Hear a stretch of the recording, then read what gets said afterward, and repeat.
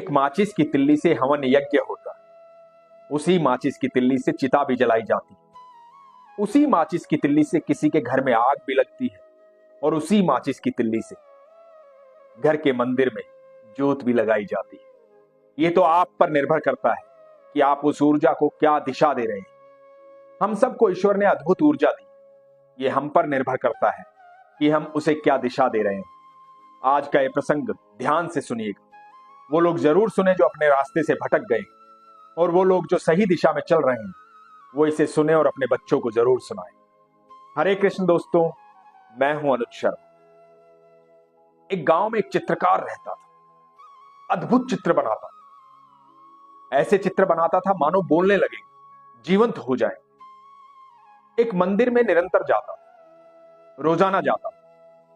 एक दिन पुजारी जी ने कहा कि तुम इतने अच्छे चित्र बनाते हो, मेरे मन में एक बात आई है, मैं तुमसे कहना चाहता हूं। चित्रकार ने कहा कि जी कहिए महाराज। तो पुजारी जी ने कहा कि मैं चाहता हूं कि तुम बाल रूप का भगवान श्री कृष्ण का एक चित्र बनाओ, जब वो कंस का वध कर रहे थे। कंस और कृष्ण का एक चित्र बनाओ, एक अद्भुत चित्र। चित्रकार ने कहा कि ठीक है, मैं जरूर बनाऊं, लेकिन उसके लिए मुझे कोई बालक ढूंढना पड़े जो मेरी कल्पना में भगवान श्री कृष्ण जैसा लगता हो, जिसे मैं सामने बिठा करके भगवान श्री कृष्ण का चित्र बनाऊं। उसके बाद एक कंस चाहिए, एक ऐसा व्यक्ति जो कंस जैसा लगता हो, ताकि मैं उसे सामने बिठाऊं, कंस के वस्त्र पहनाऊं और कंस का चित्र बनाऊं। तो पुजारी जी ने कहा कि ये तो आसानी से हो जाए। पहले भगवान श्री कृष्ण के लिए उस बाल रूप को तलाश कर एक बच्चे को ढूंढा गया। एक सुंदर सा बच्चा मिला, घुंघराले बालों, मोटी मोटी आंखों वाला, एकदम हूबहू ऐसा लग रहा था जैसे भगवान श्री कृष्ण। बच्चे को नीले रंग में रंगा गया, मोर पंख बांधा गया, पीतांबर पहनाया गया, चित्रकार के सामने बिठाया गया और चित्रकार ने उसका चित्र बनाया, भगवान श्री कृष्ण का चित्र बनाया। और ऐसा चित्र जो लगता था कि अभी बोल पड़े, एकदम जीवंत चित्र। अब तलाश शुरू हुई कंस के चित्र के लिए। कंस के चित्र के लिए चित्रकार ने, पुजारी जी ने बहुत लोगों को देखा, बहुत लोगों से मिले, लेकिन एक भी व्यक्ति गांव में ऐसा दिखाई नहीं दिया जिसे बिठा करके, कंस के वस्त्र पहना करके कंस जैसा दिखाया जा सके और चित्रकार चित्र बना सके। कई दिन बीत गए, लेकिन कंस जैसा कोई भी नहीं। जब कंस जैसा कोई भी नहीं मिला तो वो चित्र अधूरा रह गया। तलाश जारी थी। इस बीच में चित्रकार का बुलावा आ गया। उसके गांव से बहुत दूर उसे जाना पड़ा, नौकरी के लिए, काम के लिए। जब वो वहां चला गया तो चित्र यहां अधूरा रह गया। अब धीरे धीरे उस चित्रकार की उस शहर में बड़ी प्रशंसा होने लगी। वो बहुत प्रसिद्ध हो गया। उसके चित्रों की चर्चा चलने लगी। दूर दूर से उसकी चित्रकारी को देखने लोग आते थे। उसकी बड़ी प्रशंसा होती थी, अखबारों में छपता था। यहां गांव में लोग पढ़ते थे कि हमारे गांव का चित्रकार इतना बड़ा चित्रकार बन गया। उसकी पेंटिंग्स, उसकी चित्रकारी बहुत महंगी बिकती है, बहुत बड़ा नाम हो गया है। लेकिन इधर पुजारी जी ये सोचते थे कि एक चित्र उसका अधूरा बचा हुआ है। उसमें कृष्ण है लेकिन कंस नहीं। जैसा चित्र मैं चाहता था वैसा बना नहीं। वो अधूरा चित्र मंदिर के स्टोर रूम में रखा हुआ है। पुजारी जी सोचते थे कभी तो ऐसा दिन आएगा जब वो चित्रकार गांव वापस आए और इस चित्र को पूरा करेगा। दिन बीते, साल बीते, करीबन करीबन 20 साल बीते। 20 साल के बाद वो चित्रकार अपने गांव वापस आए। गांव वालों ने भव्य स्वागत किया। उसकी निरंतर आदत थी मंदिर जाने की। अगले दिन सुबह वो मंदिर गया। पुजारी जी बूढ़े हो चुके। पुजारी जी के पास गया। पुजारी जी को बोला कि आपको याद है पुजारी जी, मैं मंदिर आता था, चित्रकारी करता था। पुजारी जी उसे देखकर बड़े खुश हुए। पुजारी जी बोले, मैंने सुना है तुम्हारा बड़ा नाम हो गया है, बड़े चित्रकार हो गए। तुम्हें याद है तुमने एक चित्र बनाया था जो आज तक अधूरा है, भगवान श्री कृष्ण का चित्र।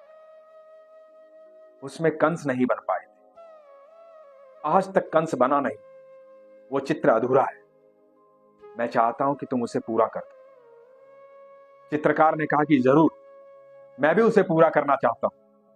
हम कल से ही कंस की तलाश करेंगे। और कंस की तलाश फिर से शुरू हुई, लेकिन कंस कहीं नहीं। जब कंस कहीं नहीं मिला तो चित्र फिर से अधूरा रहा।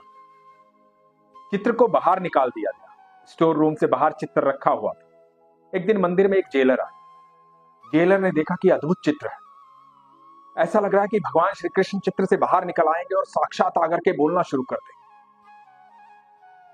जीवंत तस्वीर है। जेलर ने पुजारी से पूछा कि चित्र किसने बनाया।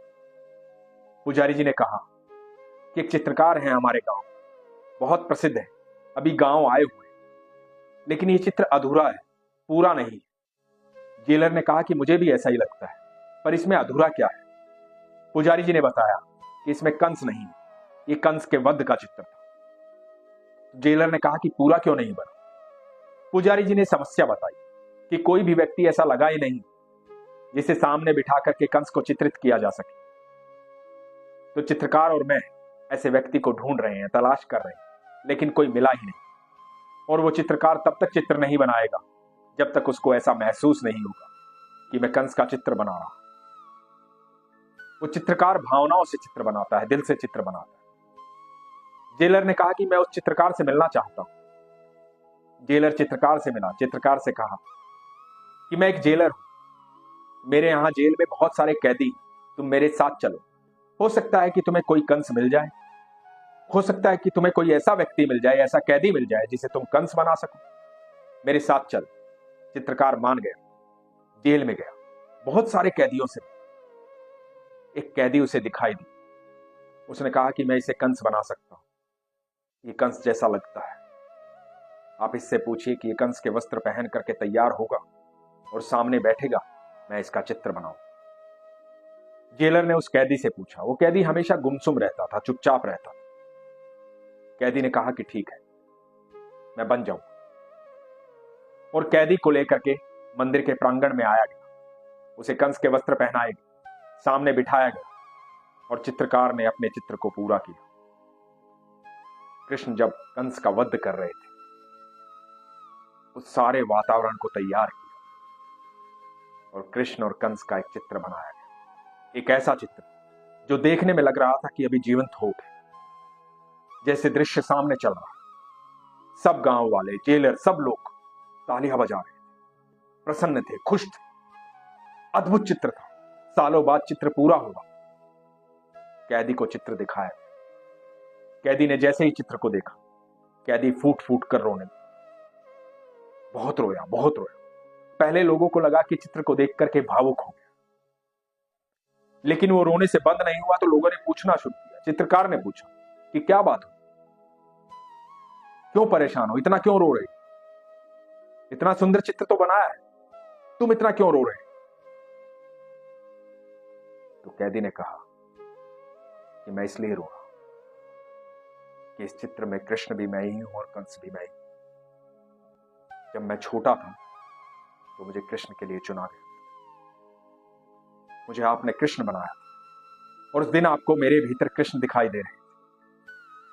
अब आपने मुझे कंस के लिए चुना, क्योंकि अब आपको मेरे भीतर कंस दिखाई देते। मेरे कर्मों ने मुझे कहां से कहां पहुंचा दिया। ईश्वर ने तो मुझे कृष्ण बनाकर ही भेजा था, लेकिन मेरे कर्मों ने मुझे कंस बना। दोस्तों, किसी मां के पेट से कोई अपराधी पैदा नहीं होता, कोई राक्षस पैदा नहीं होता है, कोई कंस पैदा नहीं होता है, कोई रावण पैदा नहीं होता। मां के गर्भ में जो पल रहा होता है वो साक्षात भगवान श्री कृष्ण होते हैं, विष्णु होते हैं। जब वो इस धरती पर आ जाते हैं तो उनके संस्कार, उनके कर्म ये तय करते हैं कि जीवन में वो क्या बने। लोग उनके पास आना चाहेंगे, लोग उनसे भागना चाहेंगे, लोग उनसे दूरी बनाएंगे या लोग उनके साथ बैठना चाहेंगे। हम सब जीव जब जन्म लेते हैं तो विष्णु रूप में जन्म लेते हैं। यही कारण होता है कि आप किसी भी बच्चे को गोदी में उठाना चाहते हैं, उसे प्यार करना चाहते हैं, उसके साथ खेलना चाहते हैं। लेकिन जैसे जैसे बच्चा बड़ा होता है, अपने कर्म करना शुरू करता है, अपनी ऊर्जा को एक दिशा देता है, उसकी दी गई दिशा ये निर्णय करवाती है कि आप उसके पास जाएंगे या नहीं जाएंगे, आप उससे बात करेंगे या नहीं करेंगे, कि आप उससे दूरी बनाएंगे या सबको ये बताएंगे कि वो मेरा मित्र है, वो मेरा बेटा है, वो मेरा भाई है।